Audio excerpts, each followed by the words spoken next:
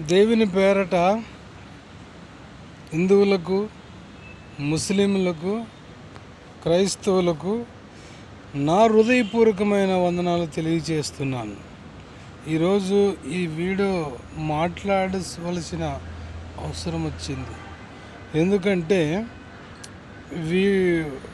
కరుణాకర సుగుణ అనే శివశక్తి కరుణాకర సుగుణ అనే వ్యక్తి మొన్న ఒక వీడియో ఏం మాట్లాడాడంటే, నాకేం భయం ఉందంటే, నేను చనిపోయే లోపల ఒక్క చర్చ అయినా మిగిలిపోతుందేమో, ఒక పాస్టర్ అయినా మిగిలిపోతాడేమో నని ఈ కరుణాకర్ అనే సుగుణ మాట్లాడతాడు. వాడి నుండి మనం ఏమి నేర్చుకోవాలా? హిందువులుగా మీరేం నేర్చుకుంటారు వాడి నుండి? ఇప్పుడు వాడు ఏదో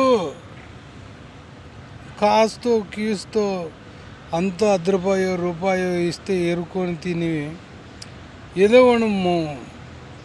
వాడు ఏమిట్లో ఉన్నాడంటే మతంలో ఉన్నాడండి. వాడు మతంలో ఉన్నాడు. ఎందుకంటే హిందువులను, క్రైస్తవులను, ముస్లింలను విడివిడిగా చేసి వాడు పబ్బము గడుపుకోవాలని, అంటే వాడు అనుకున్నది సాధించాలని మన మధ్యలో సిచ్చు పెట్టి, ఇప్పుడు యూట్యూబర్లో డబ్బులు వస్తాయని వాడు ఎన్ని పన్నాగలు పడుతున్నాడండి. వాడి నుండి హిందువులుగా మీరు ఏం నేర్చుకుంటారు? సరే, ఇప్పుడు క్రైస్తవుల్లోన హిందువులుగా ఉన్న వాళ్ళు ఉన్నారు, హిందువులుగా ఉండి క్రైస్తవుల్లోకి వచ్చిన వాళ్ళు ఉండరు. అన్న ఉన్నాడు, తమ్ముడు ఉన్నాడు, మరి తల్లి ఉంది, తండ్రి ఉన్నారు, అక్క ఉన్నారు, చెల్లెలు ఉన్నారు, హిందువుల్లో ఉన్నారు, మరి క్రైస్తవంలో ఉన్నారు. ఇప్పుడు ఈ కుటుంబాల మధ్య ఏం పెట్టడానికి వచ్చినాడు వాడు? దేవుని బిడ్డలారా, దేవుని ప్రజల్లారా, దేవుని ఉన్నతమైన మనుషుల్లారా, ఈరోజు ఈ వీడియో మాట్లాడుతుండగా మీరందరూ గమనించండి. ఎందుకంటే మన కులాల మధ్య, మన మతాల మధ్య సిచ్చు పెట్టడానికి వచ్చిన ఎదవవాడు. వాడి నుండి ఏం నేర్చుకుంటారు? సరే, హిందువులుగా మీరేమైనా ఏది నేర్చుకుంటారు? ఇప్పుడు రేపు జరగబోయే మన పిల్లలకి మనం ఏం నేర్పించిపోతాం? ఇప్పుడు వీళ్ళంటి వాని మాటలు వింటే మన పిల్లలకి మనం ఏం నేర్పించాలా? మన పిల్లలు కొట్టుకొని సచ్చేలాగా మనము వాని మాటలు వింటే మన పిల్లలు కుక్కతల పిల్లలుగా అయినట్లుగా అవుతారండి. ఎందుకంటే వాడు మాట్లాడే మాటలు ఒకసారి హిందువులారా మీకి చేతులెత్తి దండం పెడతా. ఎందుకంటే వాడు మాట్లాడిన మాటలో ఏమన్నా సత్యం ఉందా? ఏమన్నా ప్రేమ ఉందా? ఏమన్నా సహాయం చేసే మనసు ఉందా వానికి? ఏం లేదండి.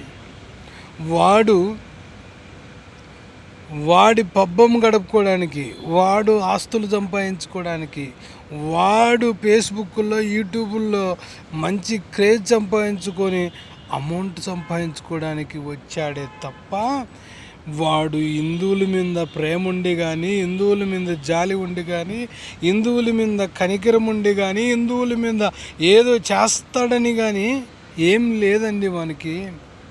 చూడు ఎంత దుర్మార్గుడండి వాడు, ఎంత దుర్మార్గుడు. ఒక్క చర్చ మిగిలిపోతుందేమో, ఒక్క పాస్టర్ గాడైనా మిగిలిపోతాడేమో అంటే, మరి క్రైస్తవులు మన భారతదేశం కోసము ప్రతి నిత్యము, ప్రతిరోజు, ప్రతి క్షణము, ప్రతి గంట కన్నీళ్ళు ఇడిచి ప్రజలందరి కోసం ప్రార్థన చేస్తున్నారండి. మీరు ఈరోజు నేను చెప్పిన నమ్మచ్చు, నమ్మకపోవచ్చు. చాలామంది క్రైస్తవులు మన దేశం కోసము కన్నీళ్ళతో ప్రార్థన చేస్తున్నారండి. మా క్రైస్తవులు ఒకటే బాగుండాలని కాదండి, మా ఇండియాలో, మా రాష్ట్రంలో, మా దేశంలో ఉంటున్న ప్రతి బిడ్డ బాగుండాలని చాలామంది క్రైస్తవులు కన్నీటి ప్రార్థన చేస్తున్నారండి. అందుకనే ఈ కరుణాకరని సుగుణ గాని మాటలు ఎవరు వినొద్దని. ఎందుకంటే హిందువులకి క్రైస్తవులకి మత శిచ్చు రేపడానికి వచ్చాడండి వాడు. వాని మాటలంటే రేపొద్దున మన పిల్లలు కొట్టుకొని సచ్చే విధంగా వాడు మాట్లాడుతున్నాడు. ఇప్పుడు దేవుని బిడ్డల్లారా, క్రైస్తవులారా, హిందువులారా, ముస్లింలారా, మీరే ఏకము కండి. మీరే ఏకమై దుర్మార్గుడా, కరుణాకరనే సుగుణ, అన్యాయస్తుడా, దుర్మార్గుడా, దుష్టుడా, నీ వలన మేము ఏమి నేర్చుకోవాలిరా ఎదవా? ఏమి నేర్చుకొని మా బిడ్డలకు ఏమి నేర్పించాలి? ఏమైనా మంచిగా బ్రతకండి అని చెప్తున్నావా? లేదంటే గ్రంథాల్లో తీసి ఇలా ఉంది ఇలా ఉండదని చెప్తావా? అది చెప్పవే. మరి నువ్వు చెప్పే మాటలు ఏమర్థమవుతున్నాయి? కరుణాకర సుగుణ అనే వ్యక్తి అన్యాయస్తుడు. వాని మాటల్లోనే అన్యాయం ఉంది. చూడండి, ఇప్పుడు ఒక్క చర్చి కానీ మిగిలిపోకూడదంటే ఇప్పుడు ప్రతి చర్చిలో ప్రతి సంఘంలోన ఏం చెప్తారండి? ఏం చెప్తారు? హిందువుల మీద దాడి చేయండి అని చెప్తారా? హిందువులను నరకండి అని చెప్తారా? హిందువులను దూషించండి అని చెప్తారా? ఏం చెప్తారండి? దేవుని మందిరాల్లో నిన్ను వలె నీ పొరుగు వారిని ప్రేమించాలని చెప్తారండి. నువ్వు అబద్ధము చెప్పవద్దని, దొంగలించవద్దని, నరహత్య